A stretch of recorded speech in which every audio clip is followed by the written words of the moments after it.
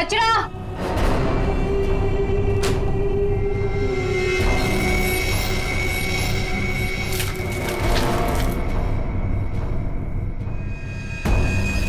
इसको सही जगह फेंकना और संभाल के देना, कोई देखे नहीं। आप चिंता मत कीजिए, मैं सब संभालूंगी।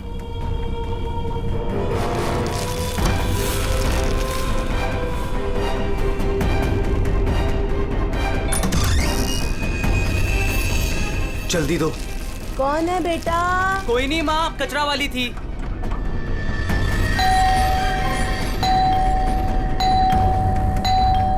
अरे कौन है? कचरा। अरे आ रही हूँ। क्या बैग खराब कर देगी? है? तू कौन है?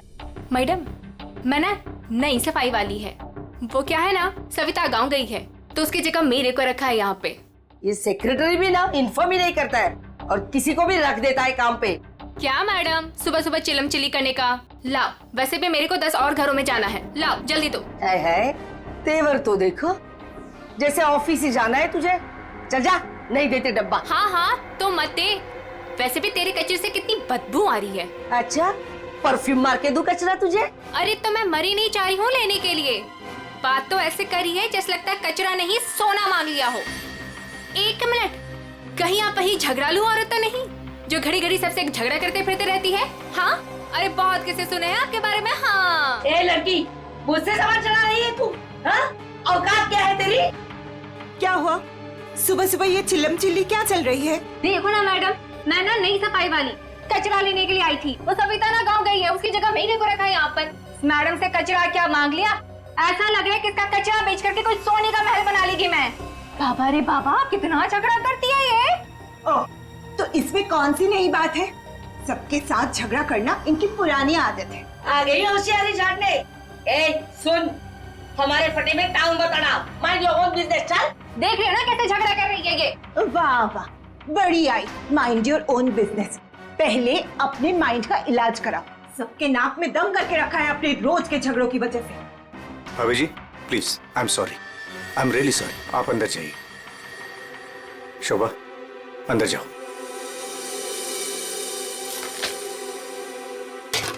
जाओ। खाली लड़ते रहती है, पता नहीं कैसी औरत है ये। आपको बीच में आने के लिए किसने बोला? हाँ, अगर आप बीच में नहीं आते थे ना तो उस रत्ना की बच्ची को देख लेती थी मैं।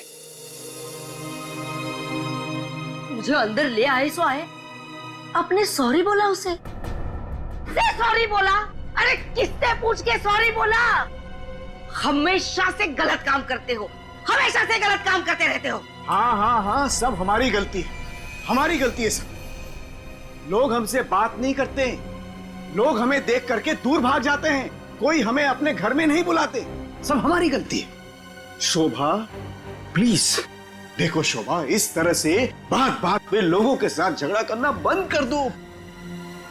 देखो शोभा, तुम जानती हो इस वजह से लोग हमारे घर को कितने बदनाम कर चुके हैं, यहाँ तक कि सोसाइटी वाले पुलिस की धमकी दे चुके हैं। अरे वो क्या पुलिस कंप्लेंट करेंगे, मैं खुद पुलिस स्टेशन जाऊंगी और एक एक को ठीक से देख लूंगी। और आप उनकी साइड ले रहे हो? उनकी? आपको अपनी बीवी की कोई फिक्र नहीं है क्या? हाँ, मैं तो हूँ ही ऐसी, झगड़ालू हूँ। मैंने सबकी नींद हराम करके रखी है। और ये बिल्डिंग वाले, ये तो संत महात्मा है ना। बहू, वो लोग भी गलत हो सकते हैं, लेकिन लोगों से बात करने का एक अलग ही तरीका होता है। आइए आइए, पधारिए। अरे मैं तो वही सोच रही थी कि अब तक आप कैसे नहीं पधारी अपने लाडले की तरफदारी करने के लिए। देखिए माँ जी, एक तो वैसे भी इन्होंने आपको मेरे मत्थे मड़ा है, वो भी मुझसे पूछे बिना। मेहमान बनकर आई हो तो मेहमान बनकर रहो घर में। शोभा, माँ से इस तरह से बात नहीं किया करते। तो आप कहो ना अपनी माँ से कि मुझसे बात ही ना करे। अरे पूरा दिन इनकी सेवा करती रहती हूँ, फिर भी ये सब सुनना पड़ता है। बस मॉम बस, सुबह सुबह दिमाग खराब करके रख दिया है। और अब दादी और डैड से कैसे बात कर रहे हो? क्या ये घर दादी का नहीं है? चुप कर, बदतमीज लड़की। बड़ों के बीच में बात करने से अच्छा है कि तुम अपनी पढ़ाई करो। पर तुम कहाँ पढ़ाई करती हो? पूरा दिन इस मोबाइल और लैपटॉप में घुसी रहती हो। ये किसकी फोटो है? कौन है ये लड़का? तेरा बॉयफ्रेंड तो नहीं है? मॉम, जैसे अभी आपने बताया ना कि मैं आपके मामले में इंटरफेयर ना करूं, वैसे आप मेरे मामले में इंटरफेयर ना करें तो अच्छा होगा। बदतमीज लड़की, मुझसे जबान लड़ा रही है तू? बड़ों से बात करने का तमीज नहीं है तुझे? अगर मुझसे जबान लड़ाई ना तो याद रखना। हाँ, क्या कर लोगे आप? हाँ, क्या कर लोगे? जैसे भैया को इस घर से निकाल दिया, वैसे मुझे भी निकाल दोगे? हाँ? काव्या! माँ, शोभा! बस बहुत हो गया। ऐसे किसी जवान लड़की से बर्ताव नहीं किया जाता। माँ, तुम्हें मंदिर जाने में देर हो रहा है ना? तो चलो मैं तुम्हें मंदिर छोड़ देता हूँ। काव्या, तुम्हें कॉलेज जाना है ना? चलो मैं तुम्हें ड्रॉप करता हूँ। चलो जल्दी चलो। तुझे तो मैं देख ही लूंगी। बहुत बदतमीज होने लगी है आजकल।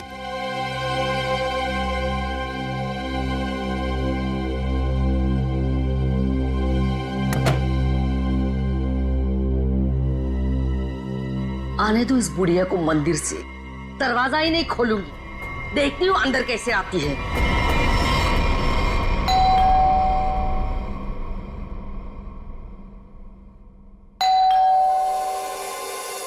शोभा, दरवाजा क्यों नहीं खोल रही हो? शोभा, क्या हुआ माँ जी? आपने शोभा को कहीं जाते हुए देखा है क्या? क्या हुआ माँ जी? रचना, तूने शोभा को कहीं देखा है क्या? माँ जी, मेरे इतने भी बुरे दिन नहीं है कि मैं उनको देखूं। पता नहीं उसमें भी उनको कोई प्रॉब्लम हो जाए। पर हुआ क्या? शोभा दरवाजा नहीं खोल रही है। अब सर आप जाके सेक्रेटरी को बुला के लाइए ना प्लीज। अभी बुलाता हूँ। शायद वो बाथरूम में नहा रही हो। इतनी देर से नहा रही है? शायद अपना पाप धो रही होगी। माँ जी, आपके पास घर की दूसरी चाबी होगी ना? नहीं है। एक मिनट माँ जी, मैं आपके बेटे मनीष को फोन करता हूँ। हटिए हटिए।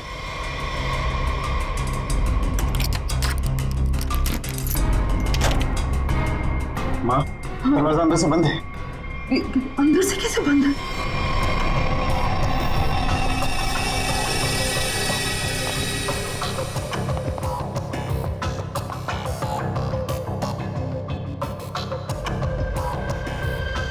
सर, घाव काफी गहरा है। लगता है किसी भारी चीज से वार किया गया।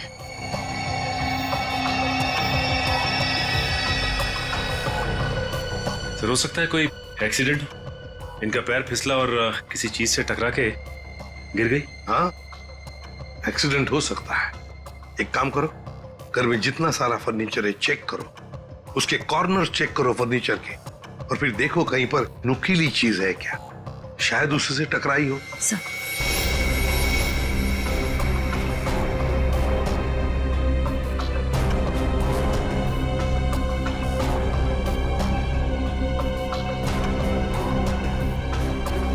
सर। हाँ निखिल। सर, टूटा हुआ बांस और सर इस पे खून भी लगा हुआ है। हाँ, लगता है खूनी ने ये बाज बेचारी शोभा के सिर के पीछे मारा है इससे जोर से, और फिर शायद शोभा अपनी जान बचाते बचाते यहाँ से बाहर गई, गिर गई और फिर दम तोड़ दिया होगा। लेकिन सर, दरवाजा तो अंदर से बंद था, कुंडी लगी हुई थी, तो फिर खूनी घर से बाहर गया कैसे होगा? सर, हो सकता है बालकनी से चला गया। नहीं निखिल, इतनी ऊंचाई से कोई बाहर जा ही नहीं सकता है।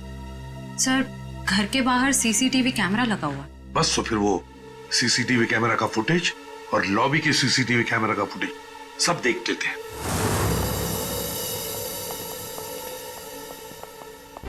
मनीष जी, आज सुबह आप, आपकी माँ और बेटी काव्या जब घर से बाहर गई तब शोभा जिंदा थी, है ना? जी सर। मतलब शोभा जी का कत्ल हुआ सुबह 10:30 बजे के बाद में ही। पर काव्या, तुम 11 बजे कॉलेज से वापस क्यों आ गई थी? देखो, चुप रहने का कोई फायदा नहीं है। हमने लॉबी के सीसीटीवी फुटेज में देख लिया है। तुम ठीक 11 बजे बिल्डिंग में अंदर आई थी। काव्या, तुम कॉलेज नहीं गई? वो मेरा फ्रेंड अश्मित हमारी विंग में रहता है, मैं उसी से मिलने वापस आई थी। अपने बॉयफ्रेंड से मिलने गई उसी वक्त जिस वक्त अपनी मां का कत्ल हुआ।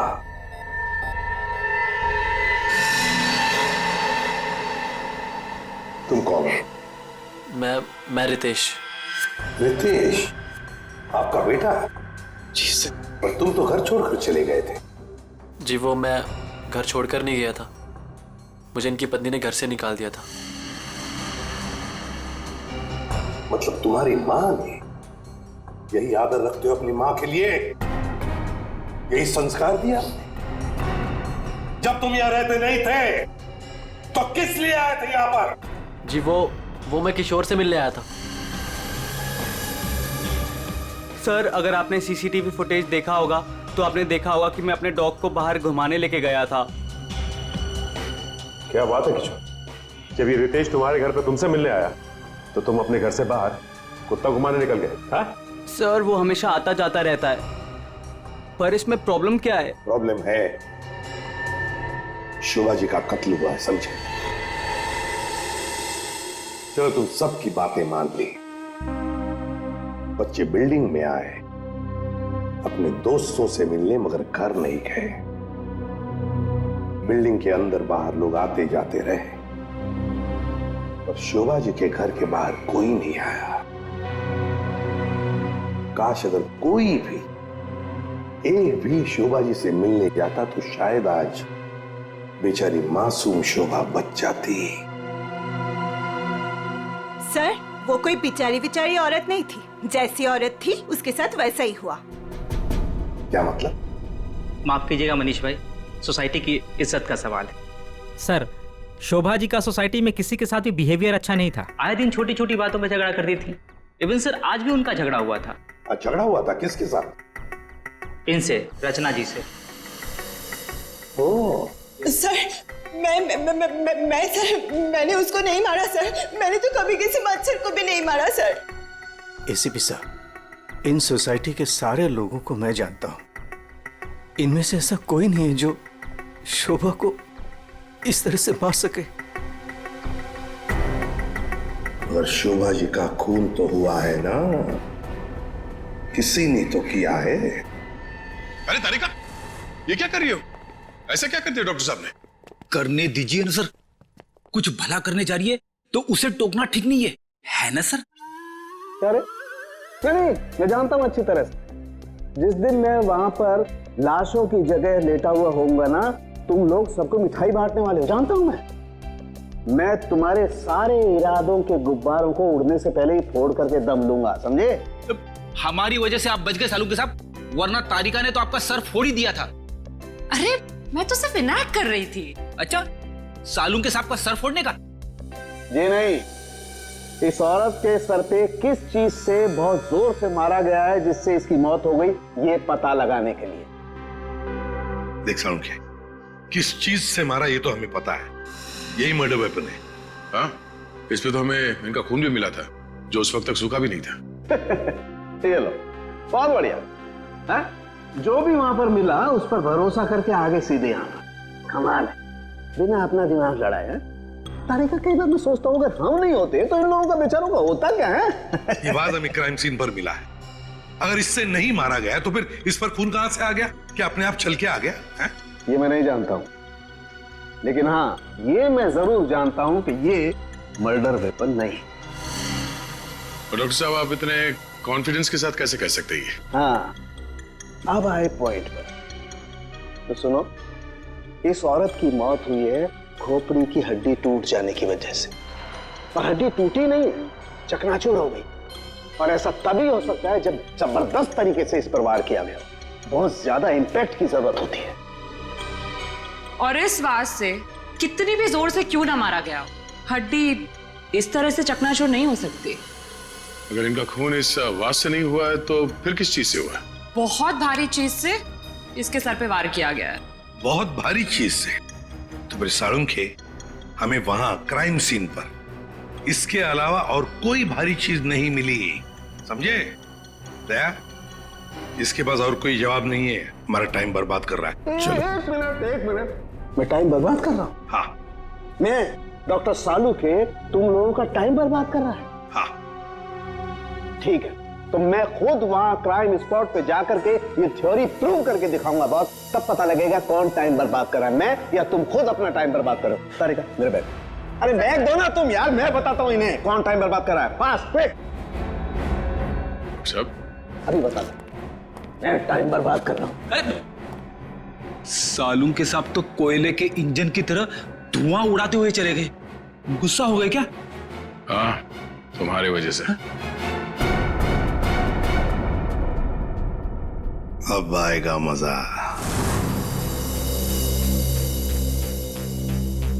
सब कुछ ढूंढ लिया, आप क्या ढूंढेंगे? अपना सर ढूंढो। कहा था ना यार तुमसे, कोई भारी चीज से मारा गया तो भारी चीज ढूंढो ना प्लीज। साहब क्या लगता है, इससे मारा होगा? सर क्या इससे मारा होगा? नहीं, इससे नहीं हो सकता। सर ये देखिए सर, काफी भारी है सर, इससे मारा होगा। सर पे मार के देखो, अगर सर खुल जाएगा तो मान लो। आपके सर पे कैसे मार? शट अप यार सालू की क्यों टाइम बर्बाद कर रहा है हमारा तू? बॉस प्लीज मुझे ढूंढने दो। एक काम करो, आप लोग बैठो, मैं जरा ढूंढता हूँ प्लीज।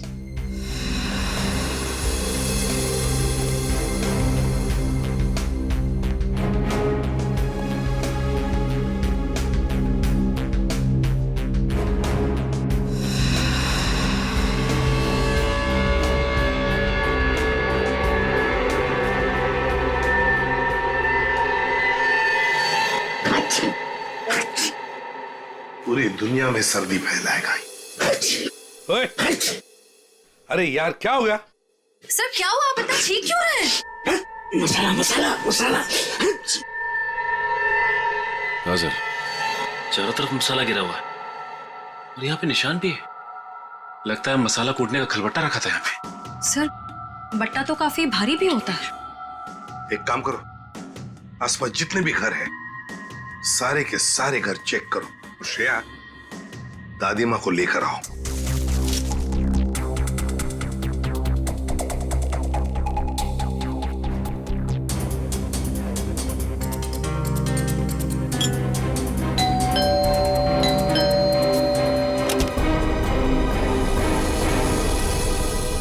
आप लोग?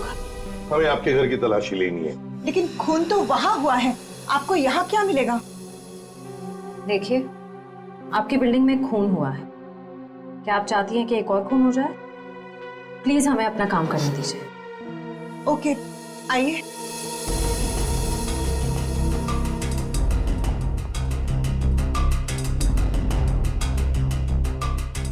शोभा भी ना मरने के बाद भी मेरी पीछा नहीं छोड़ेगी।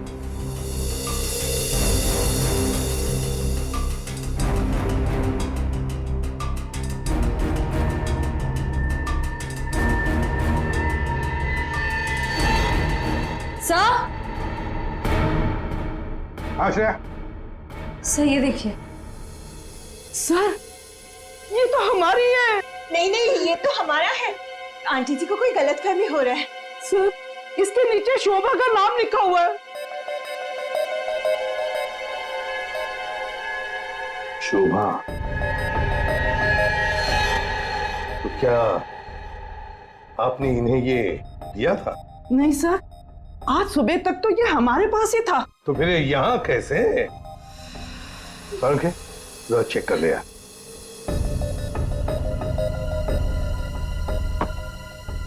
वो क्या है ना सर, मैंने गुल्लू के पापा को छोले खिलाने का वादा किया था।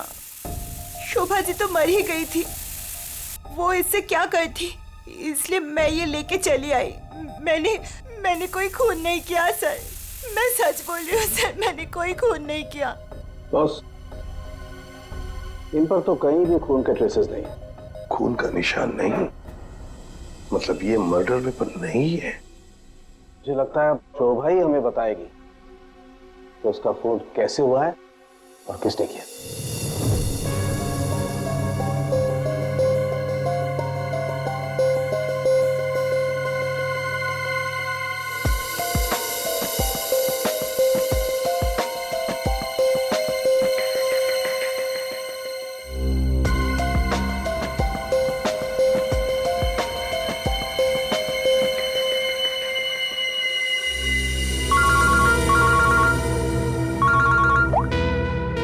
आसान के बोल। अच्छा, गेरू मिट्टी। अच्छा, ठीक है सचिन, मर्डर वेपन का पता चल गया है। पर वो क्या है सर? गमला। गमला? हाँ गमला। साळुंखे को शोभा के कान में गेरू मिट्टी के कुछ अंश मिले। गेरू मिट्टी जो गमले में इस्तेमाल होती है। सर, हमें शोभा के घर में एक भी फ्लावर पॉट नहीं मिला है। देखते हैं।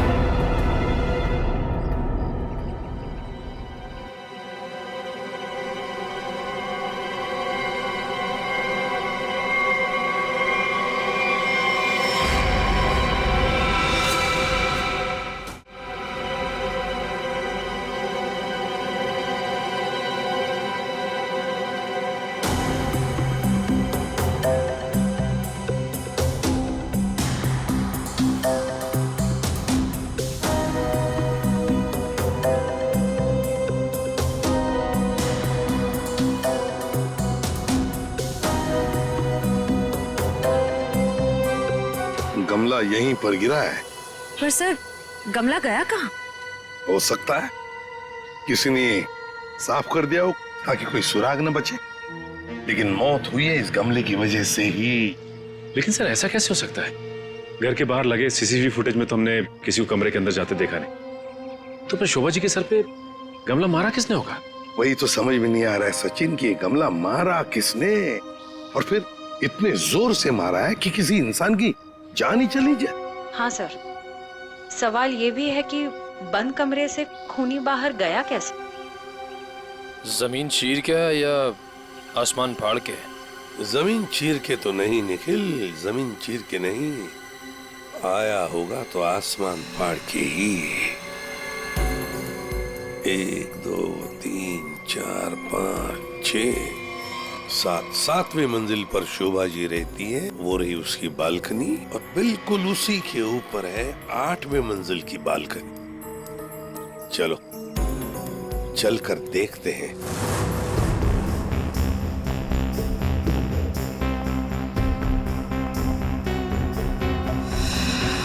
सर? हाँ श्रेया। सर ये देखिए, स्टैंड जैसा कुछ है। स्टैंड जैसा तो है।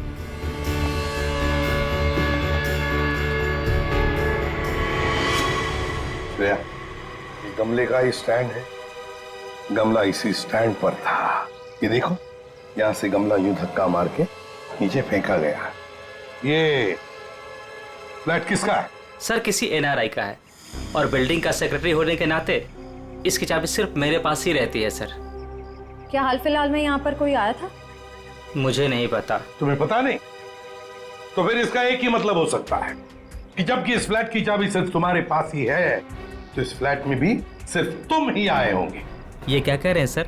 मेरे कहने का मतलब है कि फ्लैट की चाबी उन्होंने मुझे दी थी। क्या है सर कि सारे एम्प्टी फ्लैट की चाबी ऑफिस के ड्रॉअर में होती है। एजेंट लोग सर कभी भी आते जाते रहते हैं, तो सर मैं 24 घंटे उनके लिए घर पे थोड़ी ना रहूंगा सर।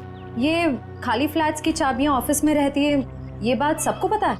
हाँ, हमारे सारे रेजिडेंट्स और सारे कमिटी मेंबर्स को ये बात पता है। हमारे अलावा कोई भी कभी भी ऑफिस जाकर चाबी ले सकता है। वाह, देखा कितने अच्छे सेक्रेटरी है ये सोसाइटी के, जबकि सारी जिम्मेदारी तुम्हारे ऊपर है। फ्लैट के अंदर कोई भी घुस सकता है, कुछ भी कर सकता है। यहाँ तो एक खून हुआ है, खून, समझे?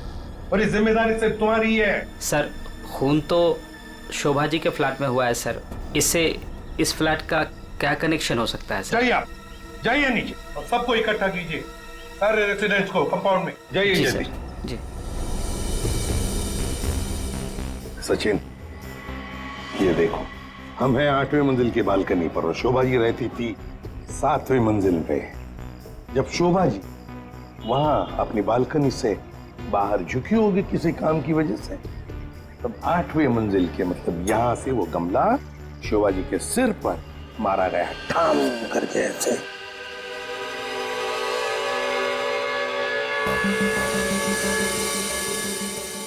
भगवान का लाख लाख शुक्र है, वरना आज तो मसाला कूटने के चक्कर में मेरी कुटाई हो जाती उन सीआईडी वालों के हाथों। इसीलिए छोले को मारो गोली, ये लौकी खिला दूंगी गुल्लू के पापा को।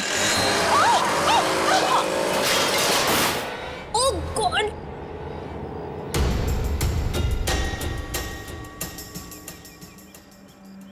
किया? आज तो शायद लॉ के भी नसीब में नहीं है। एक्सक्यूज मी, हाँ गलती आपकी है। एक तो आप मेरे बीचों बीच आ गई, उल्टा आप मुझे सुना रही हैं।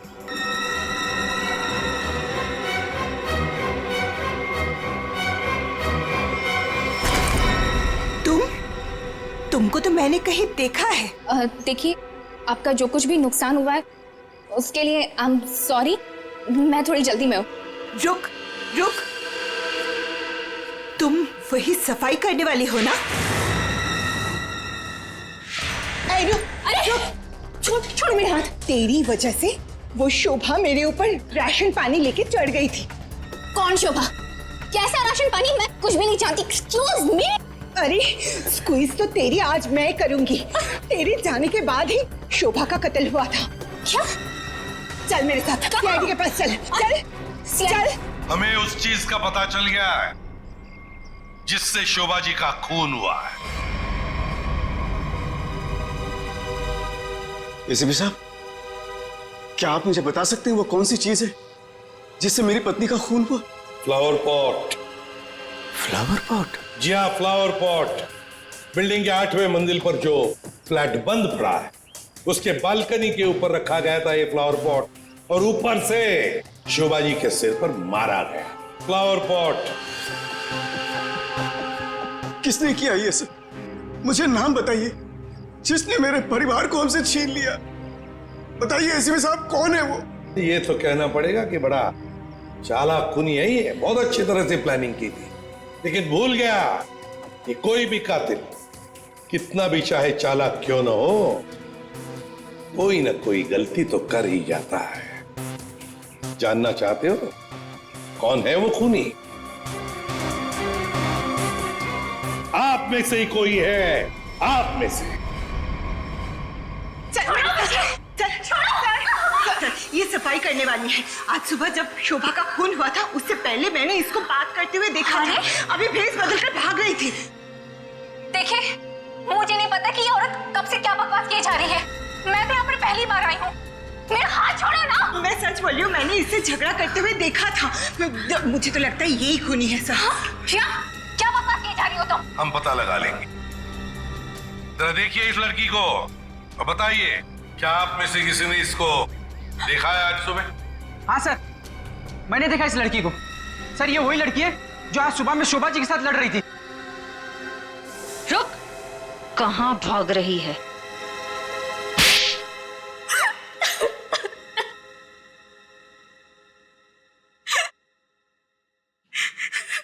ये सब रोना धोना बंद करो और बताओ कौन कौन है इसके पीछे। तुम्हारे अकेली का काम नहीं है ये। बताओ जल्दी। कौन कौन मिला हुआ है तुम्हारे साथ इस काम में? हाँ? क्यों खून किया शोभा का? खून? नहीं नहीं सर, मैंने कोई खून नहीं किया। मुझे कुछ नहीं पता, मैं सच कह रही हूँ। जमाना बड़ा बदल गया है सर। इतनी महंगी घड़ी और ब्रांडेड चप्पलें पहन के घूम रही है। यहाँ तो सीआईडी में ईमानदारी से काम करने के बाद पिछले 5 साल में ये वाले जूते पहन पाया हूं मैं। हाँ, सच कह रहे हो फ्रेडी। लेकिन ये है ना, मुखौटा पहनी है सफाई कामगार का, है तो कोई और ही। पूर्वी, ऐसे नहीं बताइए। हाँ, बोल नहीं। प्लीज प्लीज मैम, मुझे मत मारिए। मैं बताती हूँ, मैं सब सच बताती हूँ। दरअसल मेरे पास एक फोन कॉल आया था। कौन लोग थे मुझे नहीं पता, लेकिन वो लोग शोभा से बदला लेना चाहते थे। बदला कैसे लेना है वो सारे इंस्ट्रक्शन मुझे फोन पर बता दिए गए थे। मैंने बस उसे फॉलो किया था और कुछ नहीं किया था, खून नहीं किया था सर। एक अनजान आदमी ने तुम्हें फोन कॉल किया और तुम उसकी मदद करने के लिए तैयार हो गई? हाँ सर। ऐसी क्या दुश्मनी थी तुम्हारी शोभा से? सर, शोभा अच्छी औरत नहीं थी। वो बहुत ही घमंडी और झगड़ारू किस्म की औरत थी। समय एक स्टोर में सेल्स गर्ल का काम किया करती थी। मेरे स्टोर में आई वो एक दिन, नेल पेंट दिखाने के लिए कहा। नेल पेंट का ढक्कन जब मैं खोल रही थी तो सर गलती से वो नेल पेंट की कुछ बूंदें उसके साड़ी के पल्लू पे गिर गई थी सर। उसके बाद उसने जो हंगामा खड़ा किया मैंने उससे माफी मांगी, मिन्नती की कि प्लीज मुझे माफ कर दीजिए, लेकिन उसने मेरी एक बात भी नहीं मानी। मैनेजर के पास चली गई सर। मैनेजर ने मुझे नौकरी से बाहर निकाल दिया। 2 महीने तक मुझे कहीं कोई नौकरी नहीं मिली। घर का किराया तो दूर, खाने तक को मेरे पास पैसे नहीं थे। मकान मालिक मेरे सिर पर चढ़ करके मुझे परेशान करने लगा, कहा कि निकलो मेरे घर से।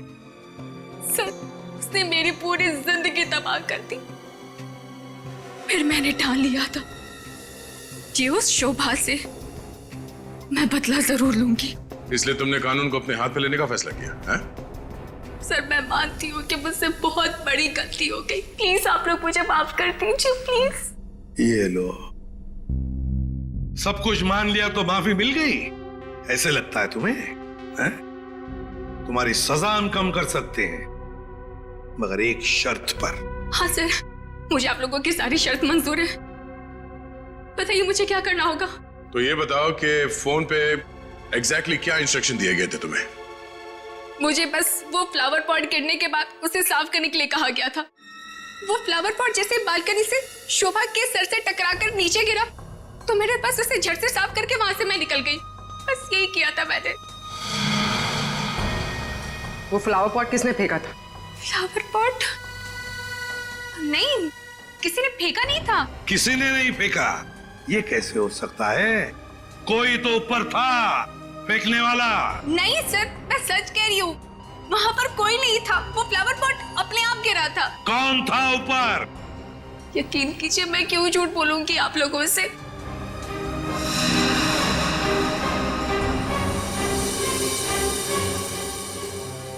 निखिल, पता लगा किसका फोन आया था शीला को इंस्ट्रक्शंस देने के लिए? उदय, टूटे हुए फ्लावर पॉट के टुकड़े अच्छी तरह से देखो।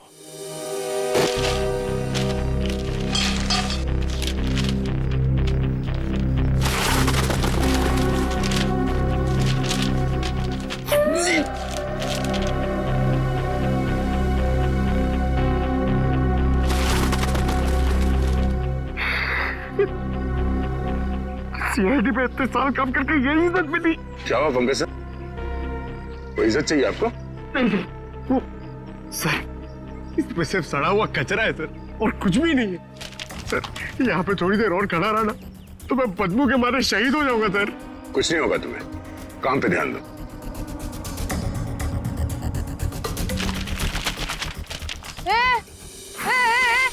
ये क्या कर रहे हो? ये मेरा इलाका है, यहाँ मैं किसी और को कब्जा जमाने नहीं दूंगी। अरे कौन कब्जा करना चाहता है? मेरा बस चले तो मैं खुद यहाँ से सलट लूं। तो फिर मेरे इलाके में कचरा चुनकर ये मेरे पेट में लात क्यों मार रहे हो?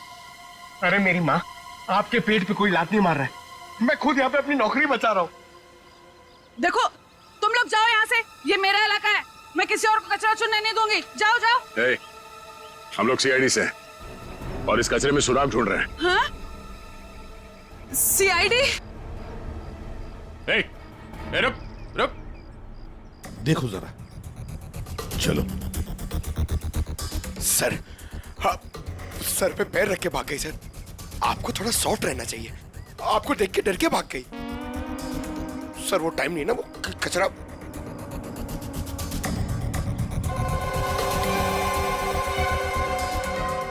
सर, हाँ? ये देखिए, ये कुछ गमले के टुकड़े मिले हैं।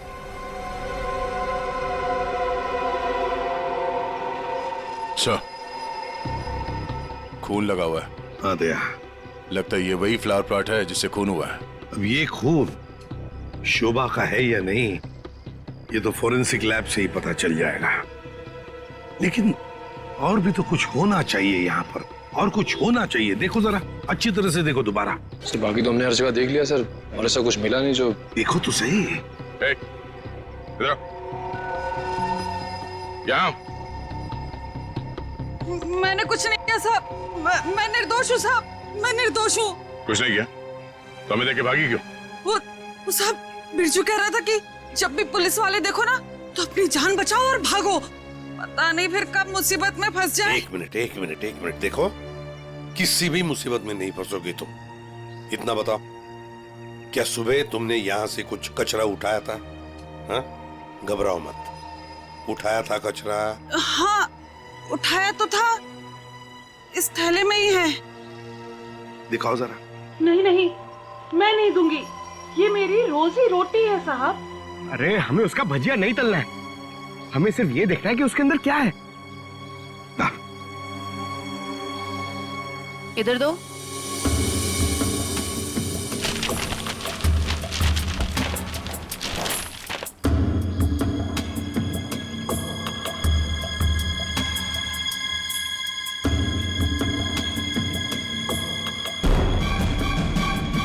खिलौने का बॉक्स है सर, एड्रेस भी लिखा हुआ है।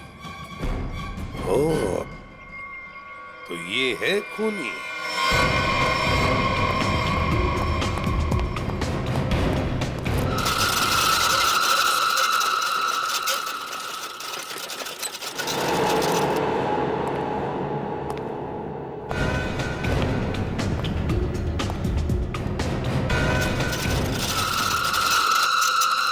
कौन है?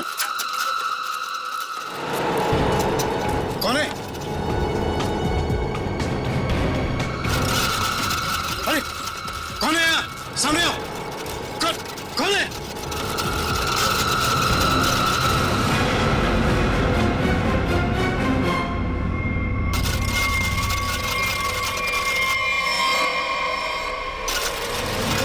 मनीष बाबू,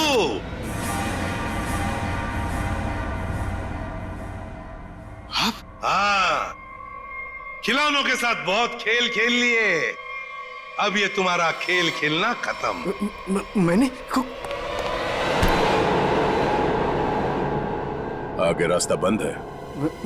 मैंने कुछ नहीं किया।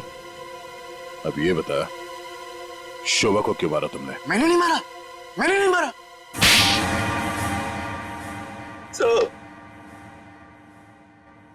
शोभा एक झगड़ालू औरत थी साहब, झगड़ालू औरत। हमेशा गालियां देती थी साहब, हर छोटी मोटी बात पे चिल्लाती थी, भद्दी भद्दी गालियां देती थी। आतंक था साहब उसका एक। हम सबको वो मेंटली टॉर्चर दे रही थी साहब, लेकिन फिर भी हम सबने सहा, हर बात को सहा साहब। जब तक ये बात घर के चार दीवारी तक थी तब तक तो ठीक था, लेकिन धीरे धीरे ये बात साहब घर के चार दीवारी से बाहर निकल के मोहल्ले तक फैल गया। आए दिन लोग पड़ोसी हमारे पास आते थे कंप्लेन लेकर के, शोभा ने किसी का झगड़ा किया, मारपीट किया। तंग आ चुके थे साहब हम लोग, तंग आ चुके थे। फिर भी हमने शोभा को समझाने की कोशिश की, मगर वो नहीं समझती थी, नहीं समझती थी साहब। हमने तो थक के छोड़ दिया था ये सोचना कि उसे समझाना रोकना हमारे लिए मुमकिन ही नहीं है साहब। बस सिर्फ इसी वजह से तुम लोगों ने उसकी जान ले ली? तो और क्या करता, और क्या करता साहब, बताइए आप मुझे। सोसाइटी वालों ने उसे तंग आकर के हमें नोटिस दिया घर खाली करने के लिए। अगर हम घर खाली नहीं करते इस सूरत में वो हमें पुलिस की धमकी दी। अगर ऐसा था तो डिवोर्स दे देते उसे मारने की क्या जरूरत थी? उसकी भी कोशिश की थी साहब, मैंने की थी मैंने, मगर उसने मुझे धमकी दी थी कि अगर मैंने उसे डिवोर्स दिया तो वो मुझे कोर्ट में घसीट के ले जाएगी। मेरे ऊपर डोमेस्टिक वायलेंस का इल्जाम लगाकर वो मेरे ऊपर केस करने वाली थी साहब। मैं मजबूर था, कुछ नहीं कर पाया साहब। रितेश, शोभा तो तुम्हारी माँ थी ना? सर, माँ का प्यार इस दुनिया में सबसे बड़ा प्यार होता है सर, पर वो तो सिर्फ अपने आप से प्यार करती थी सर। उसकी जरूरतें, उसका घमंड सिर्फ उसके लिए ही था सर। इस वजह से जब उसे मेरे और मेरी गर्लफ्रेंड वानी के बारे में पता चला तो उसने इंसल्ट करके मुझे घर से बाहर निकाल दिया सर। और इसलिए जिस माँ ने तुम्हें जन्म दिया उसे ही मौत की नींद सुला दी तुमने, सिर्फ अपने खुशियों के लिए। हाँ? एक दिन रितेश मेरे पास आया एक सुझाव लेकर। उसने कहा कि पापा, अगर हमारी जिंदगी में शांति और चैन चाहिए तो शोभा की जिंदगी खत्म करनी होगी। और इसके लिए तुमने अपने पड़ोसी किशोर और नवीन की मदद ली, जो शोभा के दुश्मन थे उसके बर्ताव की वजह से। हाँ, सिर्फ इनको ही नहीं दया, इन्होंने बाकी सारे लोगों से भी कांटेक्ट किया जिनका कोई ना कोई झगड़ा था शोभा के साथ। उन सबको अपने प्लान में शामिल कर लिया, शोभा को मारने के प्लान में। शीला के बारे में तुम्हें कैसे पता चला? काव्या ने मुझे बताया उस दिन शीला और शोभा के झगड़े के बारे में, क्योंकि काव्या शोभा के साथ ही स्टोर में गई थी। तो तुम्हारे इस प्लान को अंजाम देने के लिए कोई बाहर वाला चाहिए था, और ये शीला इस काम के लिए एकदम परफेक्ट थी, और इसे शोभा से बदला लेना था, इसलिए ये भी मान गई। है? वैसे सारी प्लानिंग की कैसे तुम लोगों ने, बताओ जरा। नवीन ने ऑनलाइन पर ट्रॉली बुक की थी। डिलीवरी होने के बाद वो ट्रॉली और रिमोट वाणी को दिया था। वाणी पेशे से इंजीनियर है साहब। वो ट्रॉली और गमले को किस तरह से रखना है इसकी प्लानिंग उसने नहीं की थी, और फिर वो ट्रॉली और रिमोट लाके किशोर को दे दिया, और फिर काव्या और रितेश ने मिलकर वो गमले और ट्रॉली को ऊपर बैल्कनी में सेट कर दिया। तुम्हें कैसे पता चला कि ये शोभा बालकनी में किस वक्त आने वाली, कितने बजे? साहब, हर रोज सुबह 10 बजे एक भाजी वाला ठेला लेकर के हमारे बिल्डिंग के नीचे आता है, और शोभा उस पर बैल्कनी में खड़े होकर के खड़ी खोटी सुनाती थी साहब, चिल्लाती थी, झगड़ती थी उससे। बस मुझे उसी मौके का इंतजार था।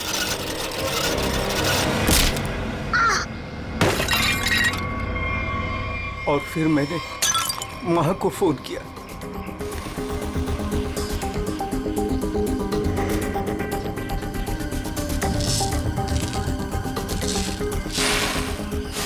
कभी एक बार भी नहीं सोचा कि शोभा के ऐसे स्वभाव के पीछे कोई वजह हो, कोई कारण हो सकता है उसे कोई दिमागी बीमारी हो जिसका इलाज हो सके। नहीं सोचा,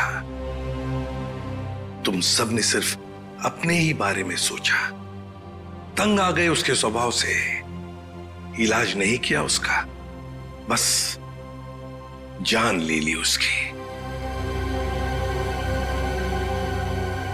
कानून तुम सबको कड़ी से कड़ी सजा देगा।